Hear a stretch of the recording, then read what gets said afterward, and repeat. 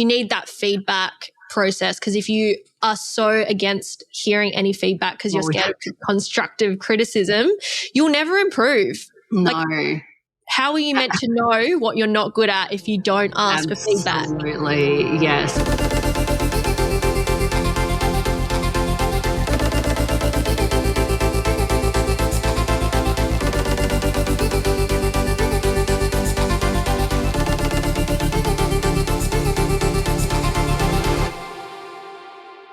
Welcome back to the Beauty Industry Leaders podcast, where we dive deep into the stories of industry leaders who are shaping the future of beauty and aesthetics. Today, we have an absolute powerhouse joining us, someone who is not only transforming faces, but also transforming the industry itself. Shanai Cramer is a registered nurse and independent business owner with over 5 years of experience running her own successful cosmetic clinic.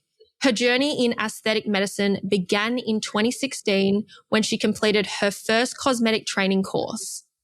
After working as an employee for a private company and gaining some experience as an independent injector, she took a 14-week trip around the world, which gave her the space to reassess her career path. Upon returning, she pursued a postgraduate certificate in neonatal intensive care at the hospital, initially believing it wasn't the right time to fully commit to an independent business.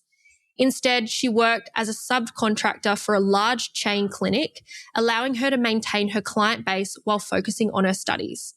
However, she soon realized that working with a chain clinic no longer aligned with her vision, leading her to step back into an independent practice just before the pandemic in 2020. Since then, Shanai has built one of the leading cosmetic clinics in her area, expanding her client base by the hundreds. She opened and designed her own clinic space, growing a trusted team and establishing herself as a specialist in consultations for aesthetic concerns, including volume loss, lines and wrinkles, and overall skin quality. Beyond her clinic, Shanai has stepped into the world of education and mentorship for aesthetic practitioners. Since 2022, she has been coaching and supporting nurse injectors through masterclasses, one-on-one mentoring, and short courses. Most recently, she launched Aesthetic Authority, an intimate group program designed to help cosmetic nurses master their craft, communicate like leaders, and build trust-driven clinics. The first round of the program sold out in just 1 week, a milestone which she is incredibly proud of. Through both her clinic and coaching programs, Shanai is passionate about setting high industry standards and empowering fellow injectors to build sustainable, ethical, and results-driven businesses. Welcome to the show, Shanai. How are you feeling today? I'm feeling very excited and so looking forward to diving in with you. I can't wait to interview you because I know having the conversation before organising this podcast, you have so much value. You are committed to raising industry standards, which is very aligned with the Beauty Industry Leaders podcast. So I can't wait to see what we uncover together. Let's go. So to get started, if you had to describe what you do in one sentence, what would it be? Right now, I'm that cosmetic nurse who works one-to-one with clients about their aesthetic concerns, but I also help cosmetic nurses really develop their skills, their communication and leadership skills in their clinics. Amazing. And what's something about you that people might not expect from just looking at your Instagram? How my businesses, now I say there's two, now how much my businesses really keep me going in my life. Obviously I've got my personal life, but these businesses are everything to me, and it probably means more to me than what it even looks like on Instagram. Wow. So incredible. If we were to take away the business from Shanai and really peel back the layers of who you are as a human, who are you? I'm a very driven and committed person. I love achieving goals and I just have this drive and determination to really get to those desired places I foresee for myself. And while it does include a lot of hustle in there, I want to do it where it really benefits my personal life as well, but I've got my partner and my kids as well. So yeah, just very driven, I would say. I really relate to that. Maybe too much. It's something Do you have a life outside of business? Literally, yes, I know. It's something that, which we will get into, I know, but, it's really about having that business that supports your life and not the other way around. And I've really had to, in ways pivot for that. So that's definitely a goal that I take with me, but I have to remind myself of that quite often. Yeah. Definitely. Yeah. And so you're building up this business, you've got a team under you, you're now coaching. What does success look like to you outside of business? Because obviously you're building all this for your personal life. What does a successful life look like for you? More time with my family than what I had first anticipated, being a nurse, going into hospital world. There were things in that I didn't like, that didn't give me the personal life that I was desiring. And I knew that it wasn't going to be a long-term thing for me. So more time with my family, my kids, my partner, and just being more connected with them than what, maybe a hospital career couldn't give me. I think a lot of people relate to that when they start a family. They go, I'm wanting to work hard to be able to contribute or provide. But then on the other side of that is I'm working so hard and I'm missing out on that valuable time with the family and loved ones. Yeah, absolutely. And I think that's where the high standards come into, because, I want to be a really good mum as well as the business owner. And so, yeah, there's that internal conflict that happens at times, but it's all just, learning how to regulate that and really looking from that bird's eye view as to why you're doing all of it. So why you're doing all of it, let's rewind back to 2016. What drew you into the world of aesthetics? Yeah, well, to be quite frank, I was 26 years old at the time, I think maybe 25, 26. And I was like, I think I need a job that gives me more flexibility and I can make my own rules and I could make more money, essentially, than what I was able to achieve in the hospital world. So my passion for aesthetics grew as time went on. It definitely wasn't that number one driver of why I got into aesthetics, to be honest. So it was a bit more to do with the wealth creation aspect for building a future. Absolutely, yes, more than what the hospital life could offer me. Yes. So you worked for a large chain company in 2018. What did you learn from that experience, both good and bad? The good, there was, again, both good and bad. I'll start with the good. It was a really great place to get really high exposure of, practicing my skills, seeing all different types of faces, all different types of concerns. There was just a constant flow of people coming through. So I was almost, forced to get really good at it. So that was really good. And we had a lot of people supporting us to actually up-level our skills. So we actually had a lot of the reps coming through and offering that training. Of course, this was out of our time of being paid. So that was very much just self-directed. But I took those opportunities because I'm like, there wasn't a lot out there at the time to learn. So I was like, right, if that opportunity is there, I'm taking it. So that was really good. Yeah, just high exposure and upskilling. In terms of the bad, I guess, with what comes with a lot of exposure, I wasn't able to offer the service that I wanted to. Specifically, what I wanted to offer didn't suit a chain clinic structure. And, this could have come down to, the appointment times that were allocated or what was their priorities. For me, it was quite money driven, get them in, get as much money as you can out of them in a short period of time. And that for me it really stopped aligning to what I wanted to do. And I really fell out of love. I say it to now, I fell out of love with the aesthetic industry because of the workplace I was in. And I was back applying for full-time jobs again at the hospital by the end of this journey. And after some conversations with some people who knew me really well, they were like, why would you do this? You're so good at what you do. And, you used to love it. And what's happening? Why are you thinking of getting out of it completely? There's such big opportunities here. And it was just that made me realize I was just in the wrong environment. Absolutely. Yes. Looking back now, do you believe that working for a chain company and getting that exposure and professional development helped you become a better independent injector now? Because totally. You know what it's like. People might go and study to become a nurse and then think, I'm just going to open a business straight away. Do you think that there is a benefit to go work for someone else first? Look, I definitely think that you can learn these things by not just going to work at a chain clinic. I don't think that's the only option. But I think in my experience, the journey that I went on, yes, it absolutely has shaped the way that I am today. And I learned some hard lessons there that I really took into my business. And, even coming down to managing clients' expectations, or, if a certain type of client was coming through, I knew they weren't the person for me. And so I was able to really quickly recognize that and start to really lead the way that I wanted to provide a service, not what, a typical anti-wrinkle or dermal filler appointment looked like. It was what I wanted to do. And that really started to solidify people coming to me for my services and not just for a product.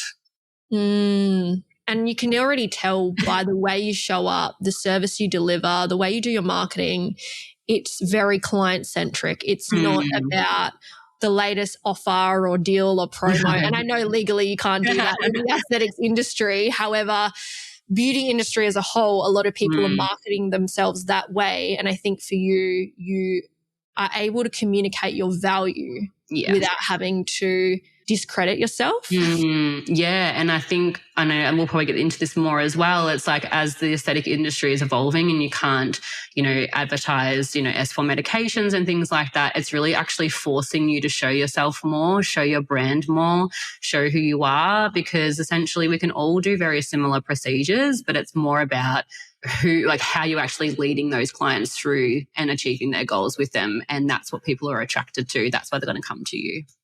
100%. It is the year of building a personal brand and a business brand, whether it's you being the leader, as in it's your personal brand, or it's showing off your employees, the workplace, the vibe you create. And that's what sells people. People want to buy from people. They don't want to buy a service from someone that they can't connect with, or they don't even know who they're talking to when they're chatting in the DMs. Yeah, absolutely. And I think that's a big shift, when you're looking at the ideal clients as well, that you want to start seeing through your clinic. Like, people who choose to come to me versus people who go to a large chain clinic, that they're worlds apart and they want different things from your services. And I think that everyone's, journeys to those different types of clinics is valid. It just depends on who you want to see walking through your door.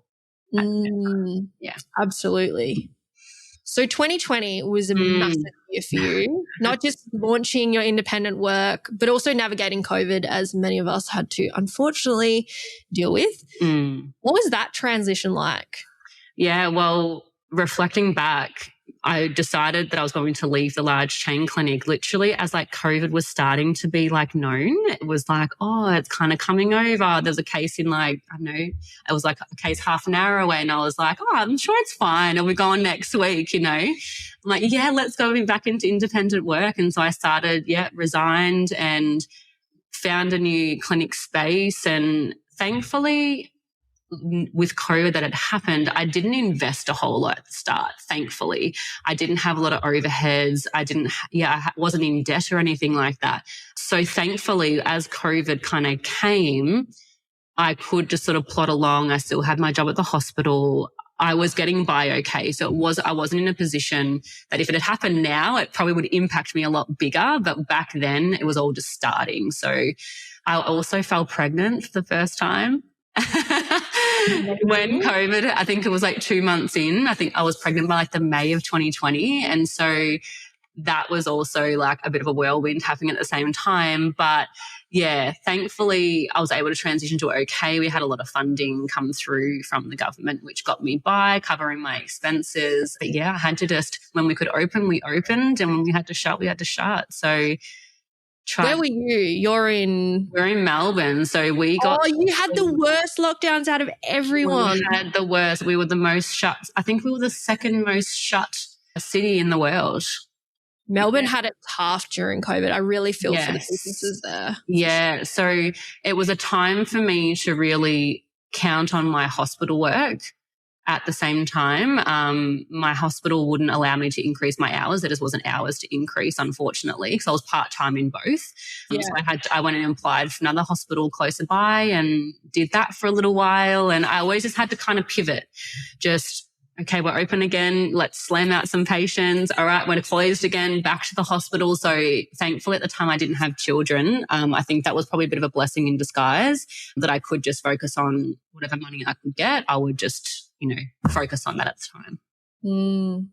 I think COVID was a really interesting time for all of us because it really was that make or break. You had to become resourceful. You had to pivot. Yeah. You had to really think about how do I make this work? And I think the fact that you went, all right, if I can't get work here, I'm still being resourceful enough to still find income. And when I can work again, I can actually focus on the business. You didn't just give up, which I think is very admirable. Yeah, it's very natural for me to just be like, all right, well, what's next? Like, you just got to keep moving forward.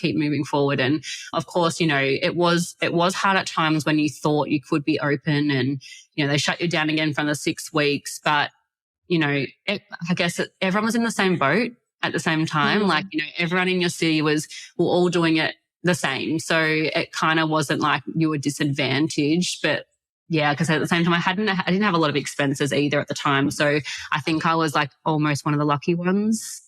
Yeah. I don't know if it's lucky. It's just you were so committed. You were like not going to take no for an answer.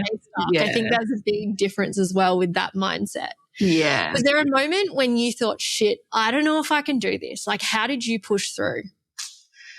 Honestly, it was like anything with being in a Melbourne lockdown. You just had to keep persevering with what you were doing, just really be hopeful, keep that faith that like everything was going to be okay when, things open back up again. And I think luckily, my sort of dedication and my motivation to make things work, I was like, no, it's going to be fine. We'll rebuild. It's fine, And so I think luckily I was in that transition period of going back into independent work. I didn't ever feel like, oh, I'm not doing it, I'm going to get a full-time job again. Like I always knew I had that faith in my clients who had already been following me and my service. I knew I'd be able to get back on track again once things opened up.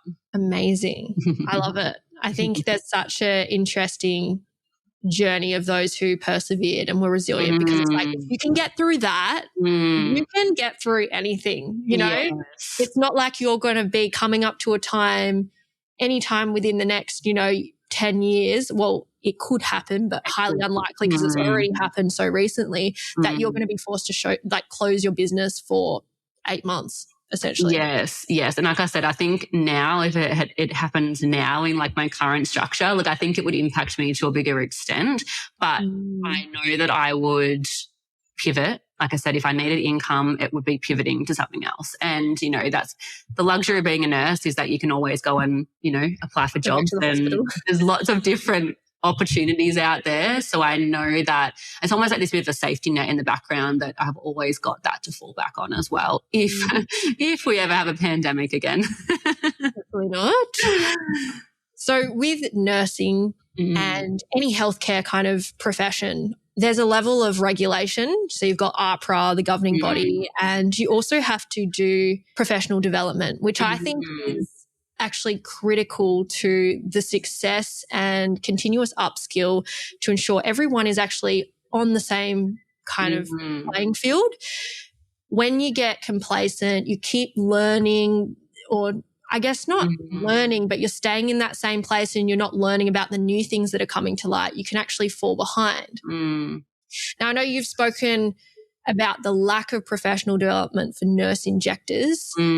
What's the biggest misconception new nurses have when entering this space? I think that, you're going to come into the world of aesthetics and things that is going to naturally fall, and you just offer all the services that you need to. You're going to attract the clients that you want, and you're going to get the income and reap the rewards from it.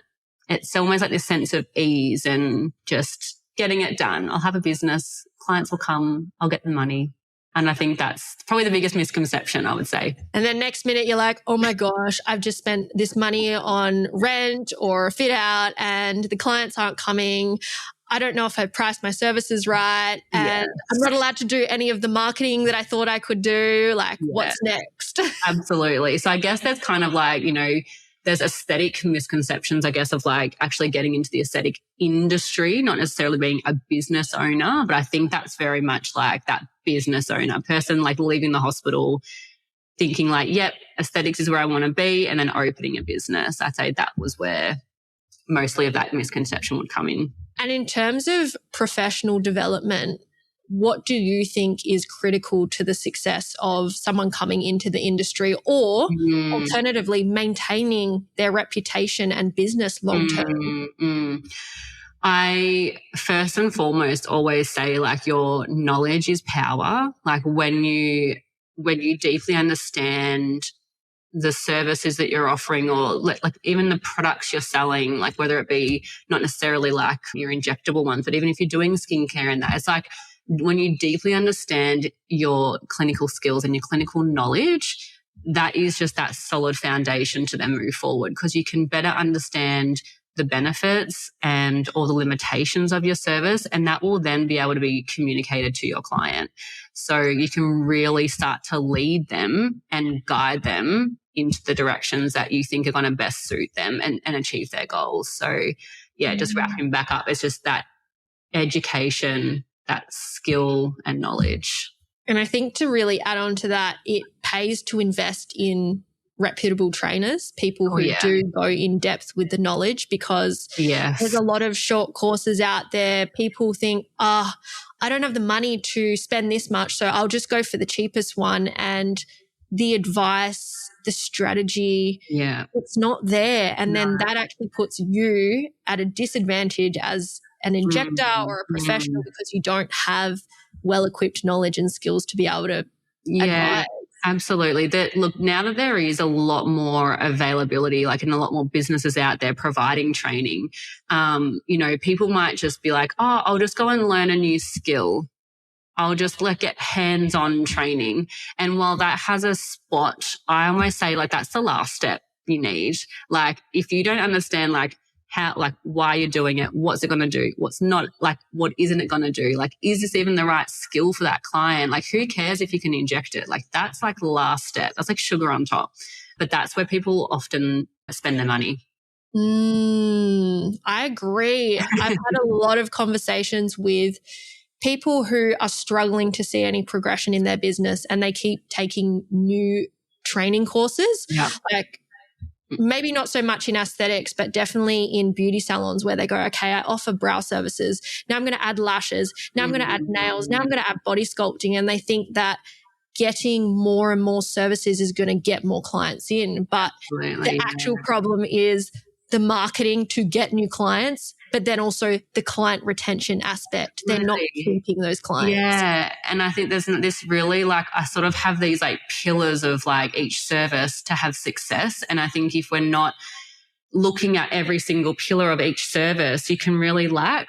And if you don't have this high level of expertise and that communication skills and that ability to lead your clients with that, even just one service, how do you think they're actually going to even convert to another one? 100%. A lot of new injectors feel the pressure to offer everything, right? Lips, anti-wrinkle, skin boosters, PDO threads. Yes. But you advocate for mastering one service at a time, which I wholeheartely agree with. Why is this so crucial?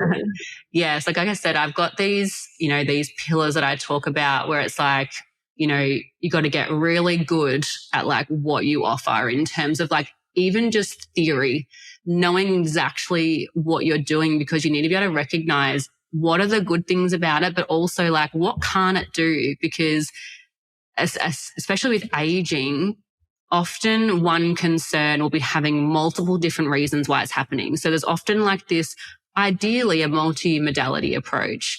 But if they're coming in for one of those things, you need to be able to understand what's it going to do, but also what could also lead to not having an ideal result.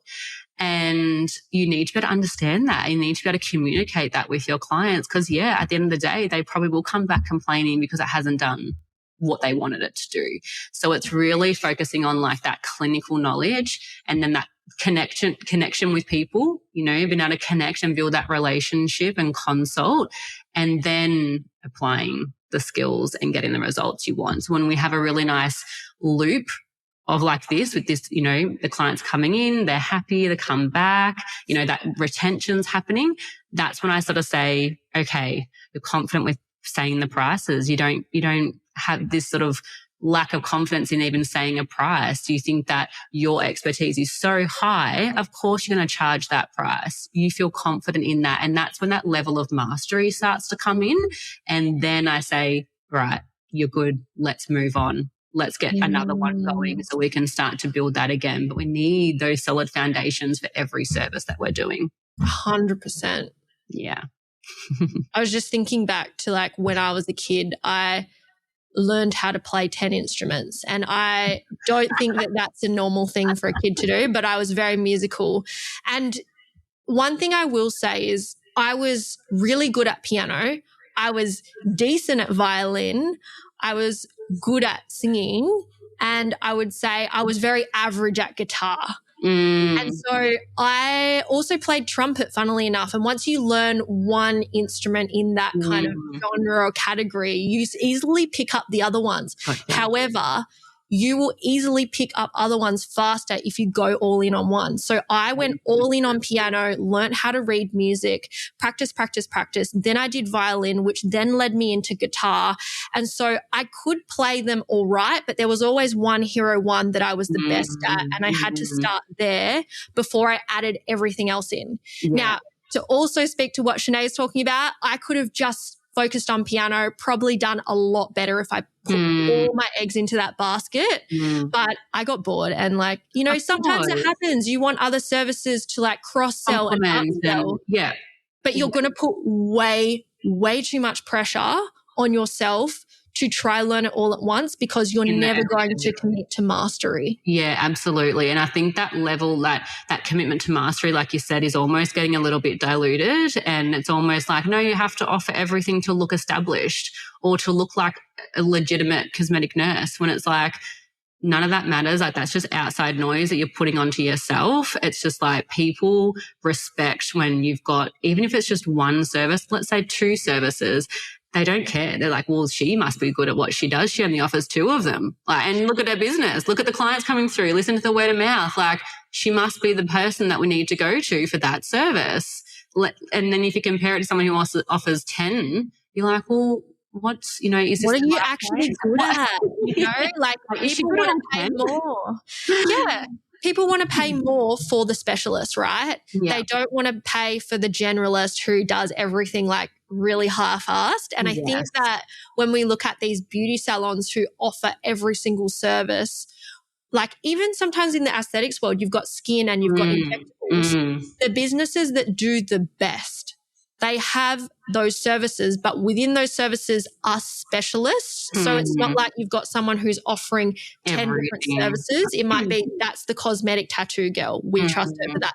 This is the skin therapist. This is our nurse injector. So it's like you can build your business up to a point where you can offer multiple services, but you should not necessarily be getting everyone to offer everything because you're never going to have experts or masters in them. No, absolutely. 100% agree. Yeah. So you've taken on a dual role, injector and coach, which I love. That is quite rare in the industry. I actually haven't come across as many injector coaches. I would say there's, you know, more beauty business coaches popping up. There's some trainers, mentors, but not really anyone doing what you're doing, which is why I wanted to interview you. What made you step into the coaching space?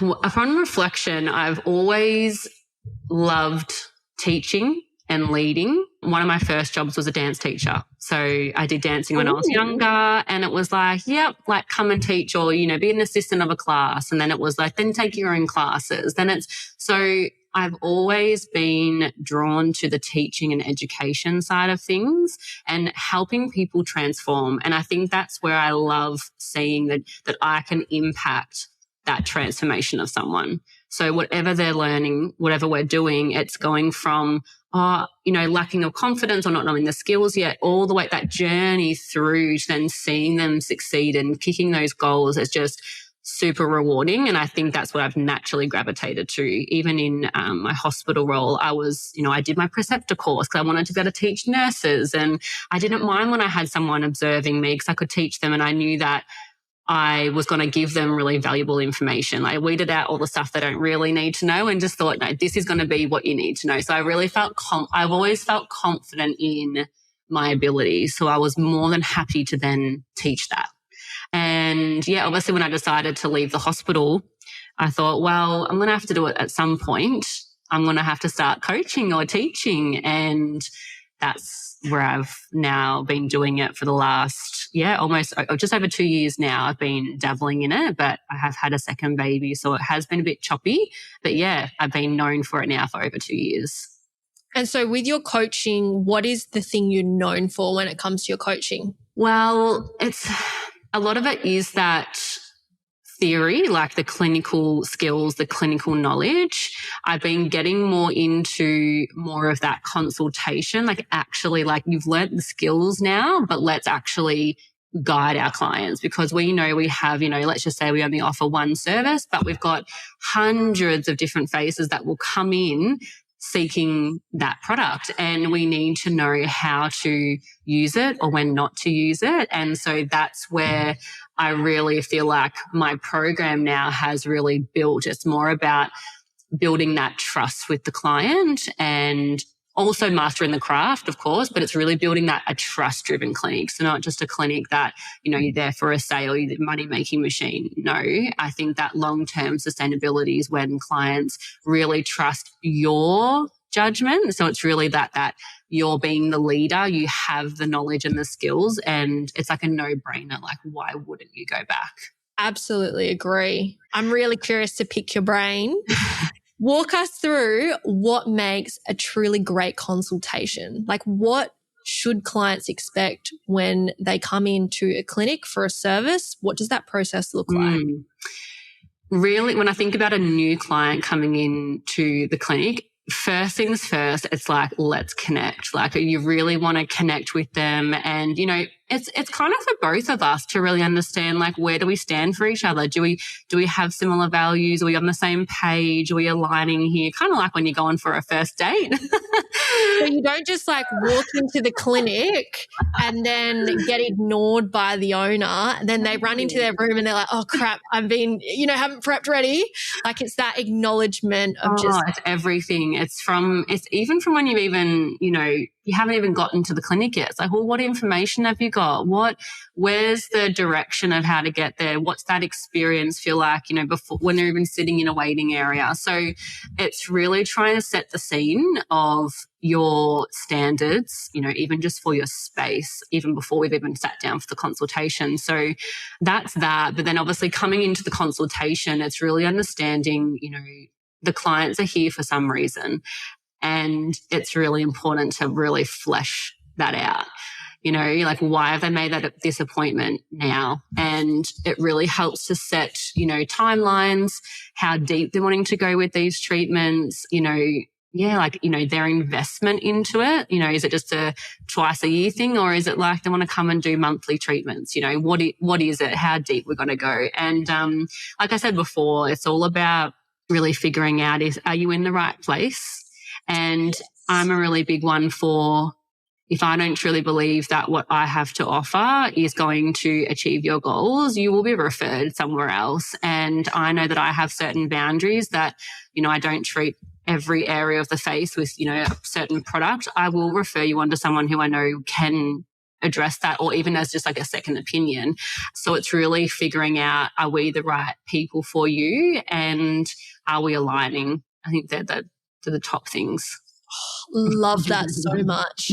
I think as well, when you're in a medical profession, and this is what I just learned through half my degree, while you're studying and when you do graduate, everything is about having networks where you can pass on those referrals, because you've got the whole scope of practice. Now, in beauty, sometimes people get it a little bit mixed up, as in they think they have to do everything, and they're scared that if they say no to the client, then they're going to miss out on an opportunity for money. Yeah. However, like Shanai is saying, I think it's really important for you to remember that it's okay to reach out to other people who either are more experienced than you, who offer complimentary services to you that can actually help clients when it's out of your scope of practice.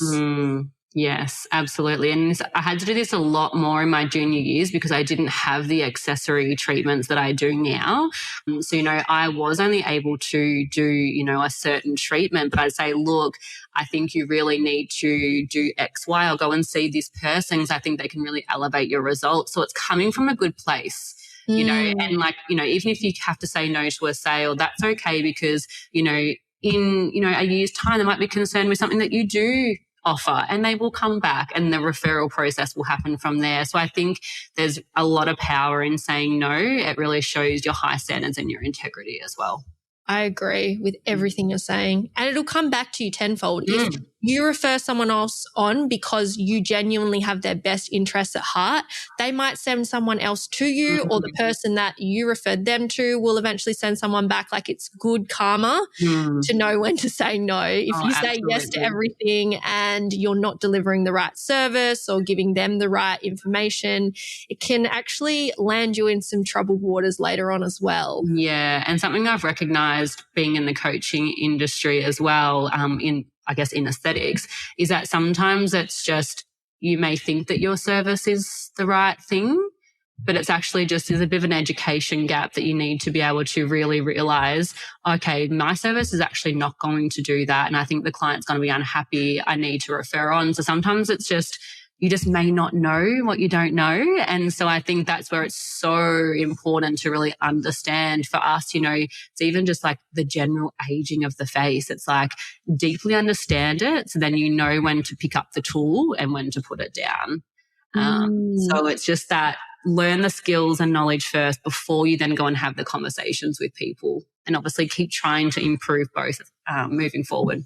And like we were saying before about professional development, when these situations come up, this is a great indicator of what you can invest in when it comes to your upskilling. Because if this is something that's coming up in clinic and you don't feel well equipped, you can go, cool, can I reach out to Shanai? Can I reach out to someone else and go do a day of shadowing and upskilling? So you can then learn. It doesn't mean you can't do it forever. It just means not right now until you build up that knowledge and skills. Absolutely, because it may be that you want to offer a certain treatment and you might be in the process of learning it and really mastering that skill. But yeah, it's just honouring where you are in your business at the time and the journey that you're on, and knowing that it will come in time. It's almost just having that really intentional growth strategy in your business to know that, yeah, it's just not right now. For sure. So how do you handle clients who come in with unrealistic expectations or with a treatment plan they found on Instagram, or maybe they saw something viral on TikTok and they're like, I want this, and you're like, yeah, look, it doesn't happen as much these days because I think that, a person who comes in showing me like, I know Kylie Jenner's lips, let's just say, it used to happen, but not as much anymore because I think that, my type of clients changed. But look, it's a massive education step, one, about how we can't always replicate, people's facial features. Anatomically, it just may not be possible, let alone the amount of beauty enhancements that have gone into the picture that they've showed me, whether it's like airbrushing or like... Hey, that was Facetune, not Botox. Yeah, literally like 2 hours of makeup. Like, there's so many different factors that you might have to uncover to really reveal like, well, what is it you actually want to achieve? Even what I've been seeing a lot at the moment is, people coming in wanting certain lips, and I'll be like, filler's going to do this, as in like volumize and that. But I'm like, I think you're focusing on this person's lip color. The color is so vibrant, it's so bold. And I'm like, they might have really pale lips, let's just say. And I'm like, no matter how much filler I put in, that borderline definition ain't happening. It's color.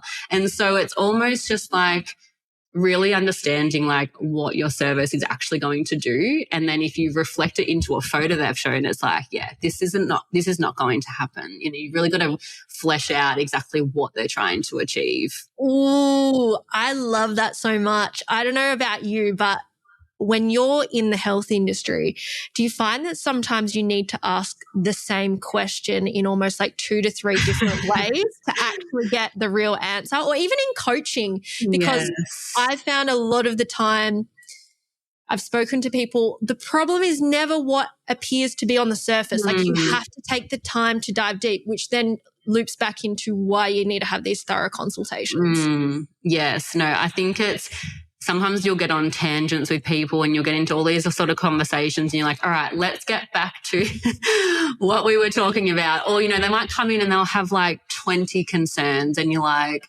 okay, how am I going to really like narrow this and funnel it down to like, priority? Like, let's just focus on your top 3 today, and really flesh that out. I can't solve your relationship issues right now. Maybe next treatment. No, I'm kidding. No, but like it could even just be like aesthetic concerns. Like, they want the facelift, they want bigger lips, they want, it's the frown lines, the forehead lines. And it's just like, yeah, like, look, we can, but it's like, it's one step at a time. And it's really just trying to simplify it as well, because you can only do so much at one time. And so, yeah, it's really just trying to like guide them. That's the whole guiding point. It's really just guiding them to like, all right, let's just focus on like, your top 3. I use that quite a lot.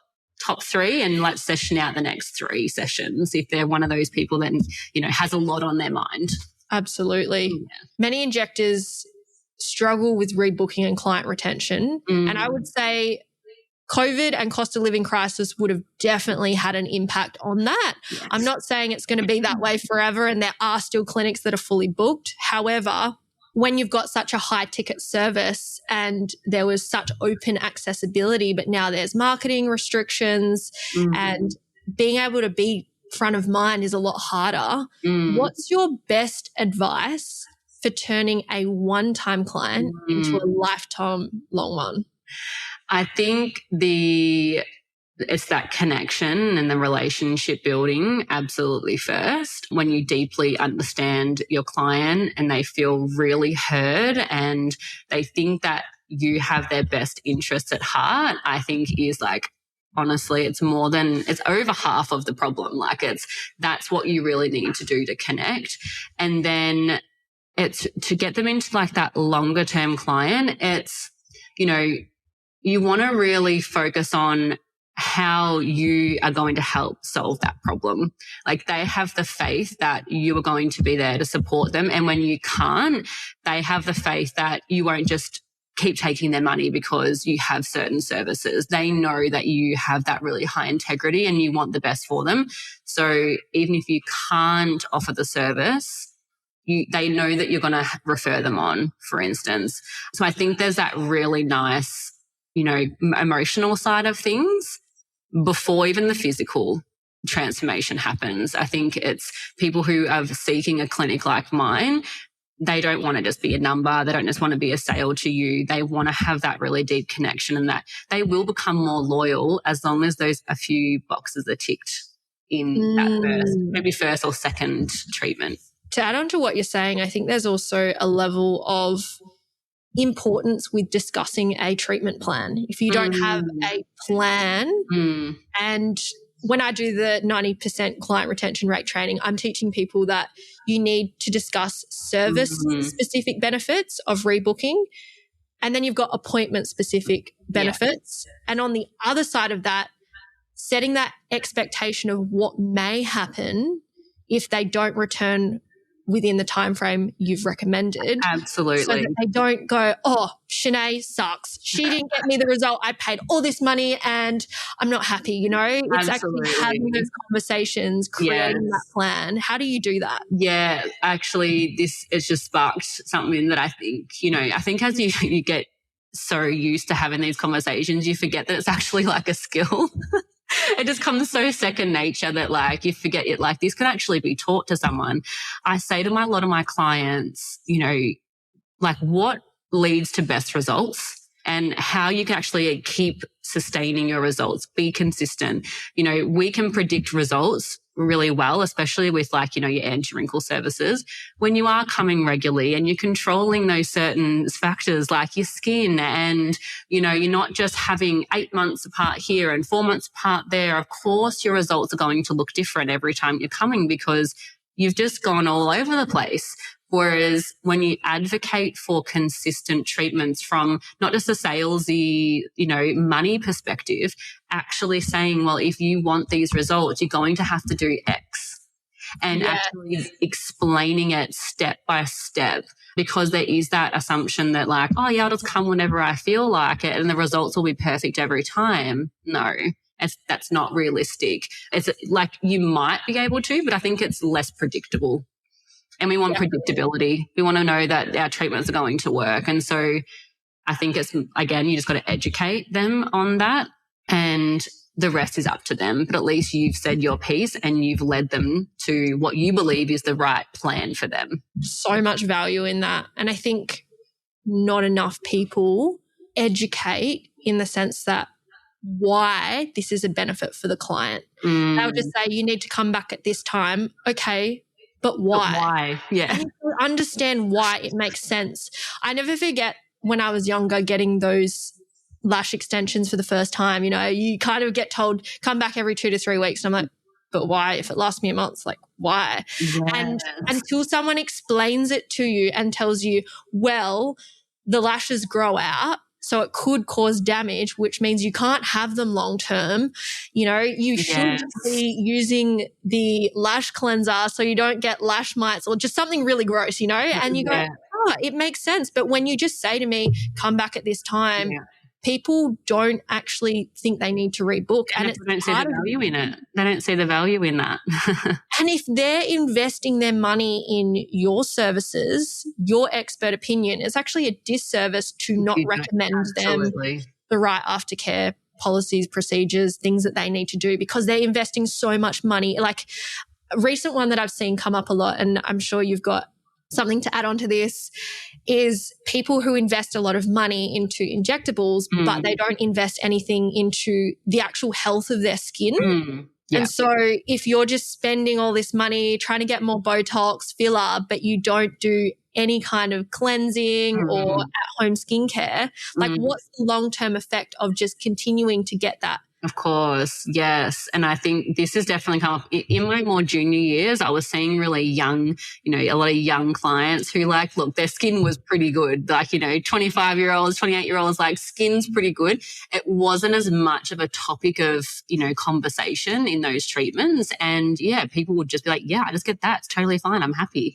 Whereas now, as my clientele are getting older and everyone is aging, skin is changing, it's becoming more lax, you know, it's losing elasticity, it's impacting their results. And that's where like these conversations are so paramount now, is because, yeah, we can't just get away with what we were doing before. We need to look at X. And so it's actually made me evolve into a different type of cosmetic nurse as well, as I've aged one myself, my clients have aged two, and then, you know, I've obviously continued to upskill. So yeah, it's interesting to see like that evolution of how my consultation has changed purely just from everyone aging around me. I think when you go through it, it also makes a massive difference, because people will relate to you a lot more as well, because you know how to communicate the problems better to them. Yeah, absolutely. And so one thing I was going to add on to what we were talking about before about, I think it was like the treatment plans and like, you know, the why. I used to really, I think this would be good for people who are like listening, is that I used to really be scared of like rebooking people in for a clinical review. And because I was so scared about, well, what if they hate it? What if they don't like it? And I'd be like, just come back in for a review if you're concerned with anything. That's literally what I used to say. And it wasn't until I realized that it was like, no, this is part of the service. If you want value in your service, if you want to make sure we are ticking the boxes and meeting the mark, you need to come back in for a review. I need to assess the results and we need to tweak. And it was just a mindset shift of like, this isn't about you. This is about them. And if they want the most out of your service, which again, it's a type of client that really values this. If they want to get the most out of their treatment, they will come back to you at 2 weeks for you to assess. Ooh, I love that. I think that's very, very valuable and something that everyone should do. That feedback process can be all the difference between you being given the opportunity to fix something and keep them on as a long-term client versus you getting bagged out in a bad review or bad mouth to the community. Yeah, it was just very fear-based. It was fear of what have I done? What will they like it? Will it not? And it's that feeling of putting yourself out there to be vulnerable at that review treatment. And when you started to shift the focus, I couldn't even, I think I probably had like 1 or 2 complaints at a review. Otherwise it was all just like, no, this is normal. Like, yeah, we'll just tweak here and there and we'll go in smarter next time. But if you never see the results, you have no evidence of how to be better in the subsequent treatments. So it's not only beneficial for the client to get the best out of their treatment, it's also going to make you understand your gaps. Oh, definitely. You need that feedback process, because if you are so against hearing any feedback because you're scared of constructive criticism, you'll never improve. No. Like, how are you meant to know what you're not good at if you don't ask for feedback? Absolutely, yes. And so I think that's super powerful, and I think it still happens, because I know I'm working with a lot of junior nurse injectors, and they struggle to get people back for a review. And really, yeah. Yes. Do they not ask though? Is that the reason? There's a piece of maybe they don't want to know, like they're nervous to see what the results were and how the client's going to react. There's that feeling of inadequacy. Like, what if they come back and hate it? How am I then going to feel? And maybe it is that lack of confidence in their skill. They just want to just quickly shove it under the rug and not think about it anymore, but like, that's not the ticket to success. That's not a ticket to a sustainable business. You need to get those people back in. Obviously, gone are the days that we can put before and afters up. That used to be like that was like building my portfolio, get them back in, take the photos. But now it's just more about, just making sure that client is so happy and they're going to come back, and also a great opportunity to rebook their next appointment. Definitely. I think one of the little hacks that I learned along the way was, whenever I've got a new client, I will message them within 24 to 48 hours after to ask for that form of feedback. And then even with my coaching and consulting with one-on-one clients, I will always send them a message at least once a fortnight, if not once a week, and say, how has everything been going? What could make for a better experience, or what can I do better? And most of the time they might say, this has been working really well. I'm loving this.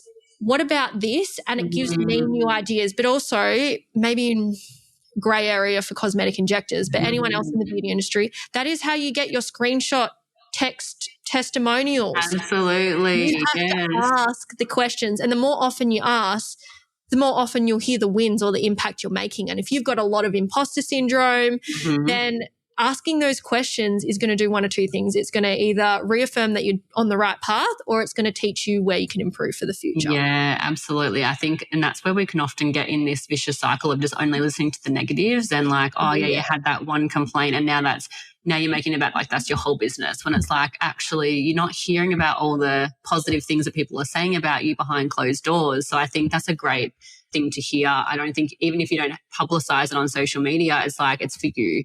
Make a folder in your phone, screenshot them all, and then just add it. And when you're having these moments of like, feeling bad for yourself and the imposter syndrome, you're just like, I'm not good enough, I shouldn't do this. It's like going back and reading through those positive words will really just realign you. Absolutely. Now, something that I know happens to everyone in the beauty industry is, look, there's always been a bad experience in the past. Maybe they didn't get the result they'd wanted. Maybe they had a terrible client experience, and it kind of creates this barrier for them to ever want to get that treatment again. It's like dating someone who's been through a really, really toxic relationship. You've got to spend so much time like reassuring them, working with them, giving them that safety and security. How do you handle anxious clients or those who have had those bad experiences with injectables in the past? Yeah, look, there's a lot of fear around, I guess if they've had a bad experience in the past, thankfully something has got them in your door. So there's something that's driving them to try again. And I think it's a perfect opportunity to really figure out what went wrong. Try as much as you can. Like, obviously we don't have exactly what they might have had previously or how is it injected, but you have a really good basis of how you can get the history of what happened, why it might have happened. And then you can actually go in really smart with this client and be like, hey, I understand this happened. Why don't we do this and this today? We'll review in a couple of weeks, see how that feels. And just, it's almost like going through like baby steps, just one step at a time. We'll bring down those fears, and most of the time it absolutely is fine. And there was often just a bit of an education gap with the previous person, that they didn't explain something, or they might have treated something that they shouldn't. And I'll have to kind of nut out why then I would treat and why I wouldn't treat, or, again, why I would dose something a certain way as well. So it's being very informative and educational about how and why you're doing certain things for those clients, because they need that information to feel secure. Definitely. And previous case studies as well, examples where you have practiced and implemented to put their mind at ease will make a massive difference. Yeah, absolutely. Often, thankfully, a lot of when people come through with these fears, they've come from a recommendation, which is already allowing them to feel a bit more comfortable that someone else they know has had a good experience. So they're like, okay, like I think this is for me then. So thankfully there's other things going on in the background as well. And so when they're coming in front of you, it's really like that's the opportunity now to really flesh it out and to really ease their fears. And like I said, like we've said today, it's like just really understanding like, well, when will then your service be beneficial and when it won't be? And maybe it's just not the treatment for them, and just you need to use your expertise to guide that decision. For sure. I remember at the start of the episode, you actually said a lot about having these high standards, having this willing to achieve and drive and all those exciting things. What's it been like trying to be a business owner and a mother? How do you navigate the guilt of not doing enough in each role? Yeah, it's something that I have to navigate quite a lot. Even this week, for example, I've put my daughter in 2 extra days at daycare because I've got stuff to do. But I know I regulate that a lot myself. And I know, again, it's for like the why. Why are you doing this? What are you doing it for? It's for this, to get to the closer to these desires that you have for your family. And so, I think I just need to remind myself constantly about, there's time for being a mother, but there's also time for being, who I am, like the woman and like the business owner as well. And balance is great, but it's not always achievable at all times. And I think it's just accepting that like, that's okay. You're human and it's enough. But then it's also about just checking in with yourself every now and again and being like, what's priority today? Even if it's just today, like you don't have to look too far into the future. It's just like, what am I prioritizing today? And a big thing for me is just having support in doing that, that process, which has been really, I guess, a big thing of what I feel has led to like more success over the last couple of years is just having someone else there to support me as well. It's really beautiful. I know you've worked with a coach on mindset and strategy, which is critical to business success. What's one game-changing mindset shift you've had that other high-achieving women need to hear? Oh yeah, she's taught me a lot of lessons, more than I can sometimes there's just so many that I'm like, oh, but what's the number one thing? It's hard to like really ascertain that. I think going in line with what we've said today, I think, having really high standards and feeling like you have to really perform, get the good results and live up to the recommendations that people have giving and, solve all the problems. It's like, although that's nice and great dreams to have, it's not your sole responsibility for someone else's success. So Absolutely. It's like you're a contributor to someone else's success. You're not controlling the whole success. So it's just about repositioning yourself to be like, what you do is enough to solve this problem and you are that contributor. And that has really helped me. And I still have to remind myself this at times, even, building this program. It's like, I want to make sure they know this and know this and know this and know this. And it's like, it could go on forever. And it's like, it's not my job to make sure they know everything about business. I'm focusing on this one thing today or this one thing with the program that I truly believe is going to help with their success. I'm not fully responsible for their success. Definitely. It's like the 80-20 rule. Like I do the 20%, which is the treatment, the coaching, but it's actually your implementation that gets the 80%, which contributes to the results. Yeah. So I think that was what was blocking me a lot with, coaching at the start. I'd be like, you're just trying to be that full problem solver. It's like, but that's not realistic. Like, and so it was the mindset. Chronic people syndrome. Yes, absolutely. And I can bring that back into like my cosmetic clinic now as well. It's like, once that person leaves your clinic, like, it's their life. They're going to do what they want to do, and it's going to be up to them to implement like what you have to say, but you can't control what they're doing on a day-to-day basis. And that, might impact your results, but that's not your fault. You can only do so much, and the rest is up to the person. And that's where she's also taught me a lot about our buyers being really powerful, that they can actually, like, they come to us and they're very empowered people that they can actually guide themselves as well. You don't need to do it all. I think that is a great piece of advice. And if you're listening to this right now and you're thinking, I have to do it all, I have to make sure that the client gets the result and I have to hold their hand through everything. Like, think of it like a Disney movie. You are not the superhero. You're not main character. You are the side person guiding that person to have the result. Like, you get to be the sidekick, but that's not a bad thing. That's actually powerful, because the superhero or the main character, if you look at any Disney movie, it's not like Simba in Lion King did it all on his own. He had Pumbaa and what's that? Timon. I was going to say Ramon, and I'm like, I'm going to butcher this. Like, or I haven't really watched heaps of Disney movies recently, but there's Elsa and then there's Anna, the sister. Like, there's always the two people who, they have different skills and different qualities. And you know what? Batman and Robin. No. Yes. The main person always has doubts. They have fears. They have challenges, but they've got that other person, backing them up. And I think that's a really beautiful kind of role to be in, because you don't have to force them to do the thing. You're there to just support them. Support them. Absolutely. Let's move into a quick fire round. Takes with Shanai. I'm going to ask you some questions. These are just rapid fire responses, whatever comes to mind. It doesn't have to be a perfect answer. Okay, you ready? Yeah. Gosh, you don't sound excited. I just think you hate me. And you're like, I'm ready. Let's do it. Okay, let's do this. So, what is the biggest myth about being a cosmetic injector? That you're going to earn $200K in your first year. Oh, yeah. I even think that about uni degrees. Like, when you're told this is how much you're going to make, it's like, no, after you've done 5 years and worked your way up the chain.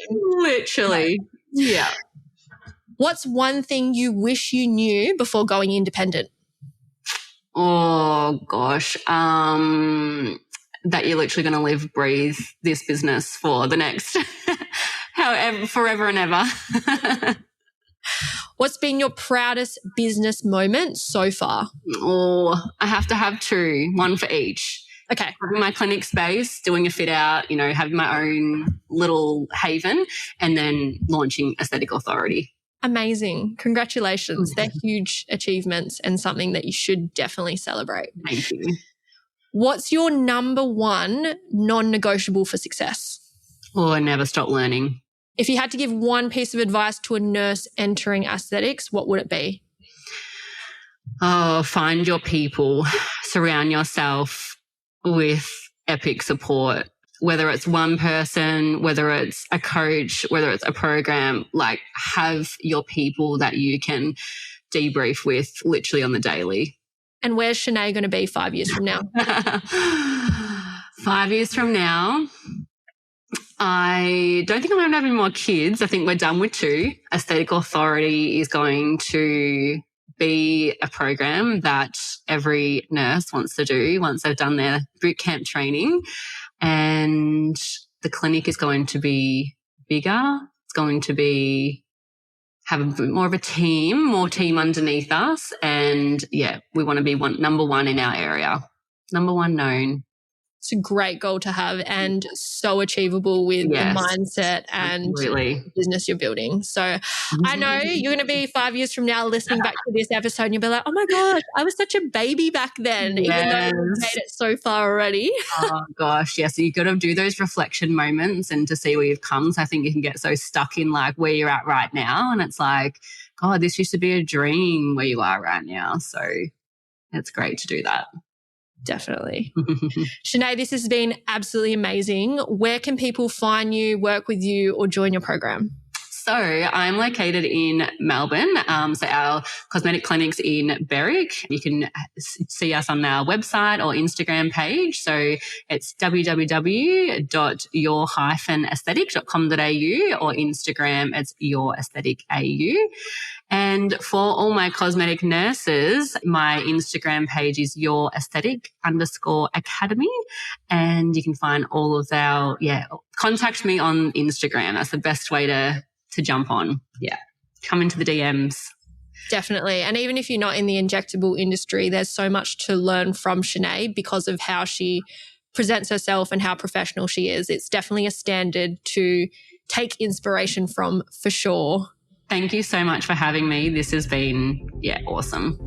Really appreciate all your time, insight, and just hearing more about your journey. And I look forward to seeing where the next chapter of Aesthetic Authority ends up. Thank you so much. Thank you, Shanai. See ya. Bye. Audience exclusive.